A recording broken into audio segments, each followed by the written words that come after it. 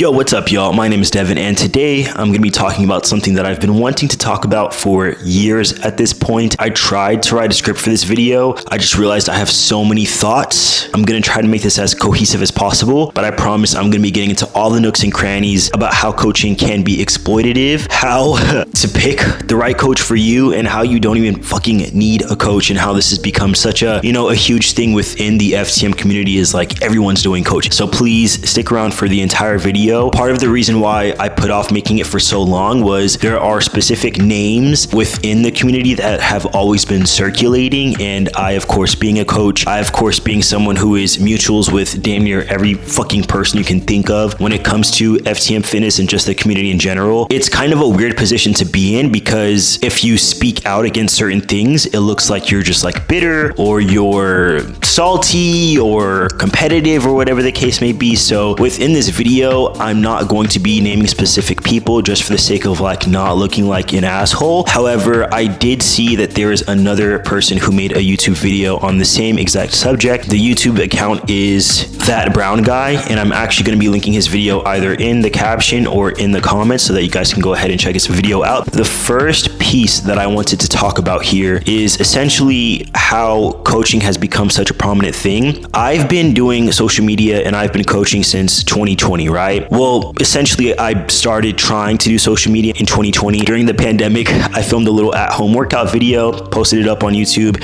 and it actually got several fucking views, which is surprising. And then after that, I tried to do social media. I went to school to become a medical assistant, became a pediatric medical assistant, and I was trying to do social media during the same time. And then I just crossed over to doing coaching entirely. I did online and in-person coaching. And then in 2022, I transitioned to doing only online coaching, right? So I have been here damn near since the start of, FTM fitness blowing up. Some of the people that I looked up to were Aiden Dowling, Ty Turner, AJ Holbrook, and surprisingly enough, a lot of the like fresh trans guys and fresh FTM homies like literally don't know who those people are, which makes me feel goddamn old, right? And I say that to say I have been here for several crops of trans guys, several iterations of what pops off on social media. I've seen guys come and go, all of the things that you can possibly think of. And I personally have always done my best to be as transparent as possible. I've done my best to be as informational as possible, to disseminate as much free information as possible. Honestly, it can be disheartening at times. I've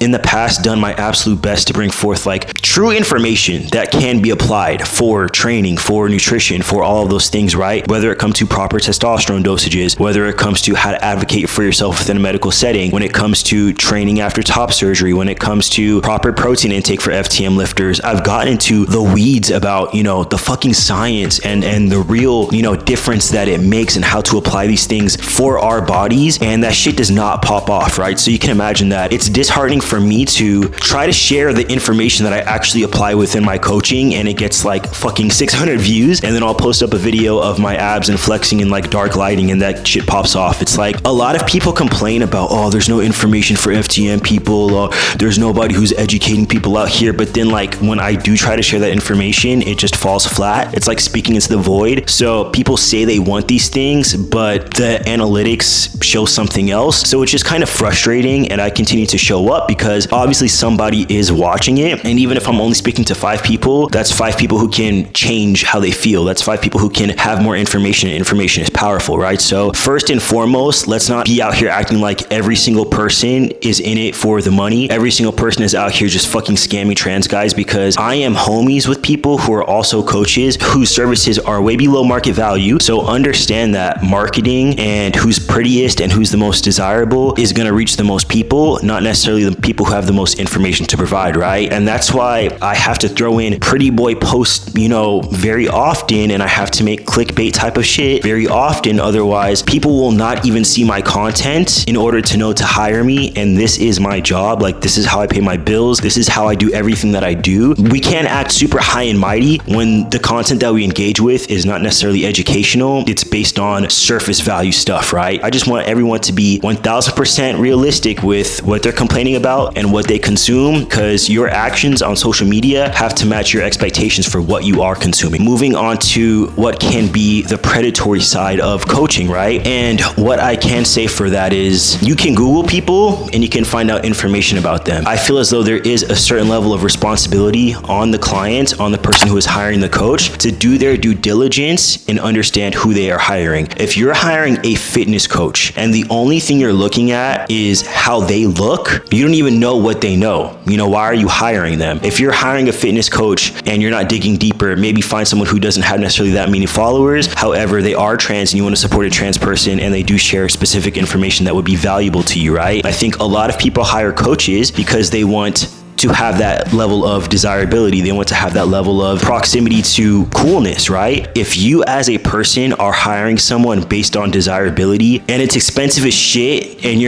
if you're paying, let's say $400 for a coach and they've never told you, what their coaching philosophy is. They've been coaching for less than a year. They've been coaching, they don't necessarily have a physique that is very hard to attain, but they have X amount of followers and they look good in downlighting. I mean, at a certain point, we also have to take self-responsibility and dig a little bit deeper. So I do see, specific names being mentioned. Oh, this person charges so freaking much. Well, I don't know about you guys, but I hired a coach. She's a bodybuilding prep coach, and I followed her and I spoke to her for years before I hired her, because there are so many coaches out here, right? So if you're going to be spending your money, I'm not saying you have to hire me. I'm not saying you have to hire anybody. Part of the reason why I put so much information out there for free is because you shouldn't have to hire me, right? I'm someone who wanted to fucking rip my skin off, and access to information helped me not do that, right? I don't want to necessarily speak on anyone's money. I don't want to necessarily speak on anyone's pockets. What I can say is that my pricing for coaching always has been and always will be easy to find on my website, right?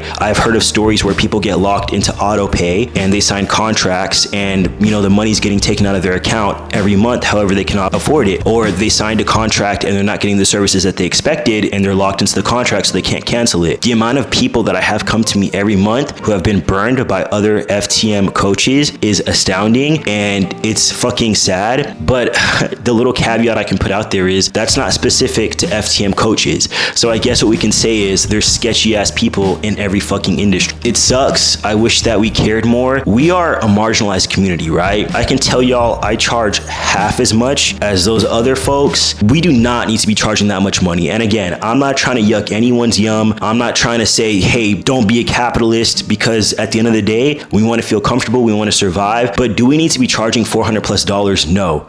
If you are having such a high demand of clients that people want to work with you so fucking much, have a wait list, stay on top of your client roster, stay on top of potential client turnover, be a fucking quality, decent human being, I mean, what are we trying to be Jeff Bezos? And that's where the community piece becomes very important to me, because yes, inflation has occurred. I could raise my pricing for this point based on the amount of inquiries I get, based on the amount of clients that I could potentially take on. But why? I'm able to pay my bills, I'm able to support my life, and I don't feel like I need to be fucking charging people an arm and a leg, because at the end of the day, trans people most of the time are not rich, So that's something to keep in mind. Now, one of the last things that I want to get into here is the fact that FTM bodybuilding and FTM fitness is very nuanced, and it is not the same as cis bodybuilding. So one of the arguments I've seen for the frustration that I feel with every fucking trans guy that gets on testosterone and has a little bit of abs wants to coach somebody, dude, I am right there with you. The argument that, all these trans guys are just trying to take advantage of us, there's no difference between cis guys and trans guys, that's simply not true. There are a plethora of differences. I've made a ton of videos about those differences, whether it comes to protein intake, whether it comes to hormonal profiles, whether it comes to training. I'm not going to do a whole deep dive on the differences right now because I have tons of videos about that. I've been making videos since literally 2020 about FTM fitness, right? And I've trained alongside cis guys. I've had a coach before who treated me like a cis guy, and my gut was fucked because he just had me eating so much protein because he didn't into account of my physiology. And now I'm working with a coach who does understand that I'm coming from a different perspective. I understand being a trans guy who's just relatively into fitness, whatever. You're yo, these fucking trans coaches are bugging, bro. It's the same shit. No, it's not. It's not that simple. Again, do your research. That's not necessarily the argument that needs to be made here, because at that point you're blocking people from getting information that can actually be very valuable to them.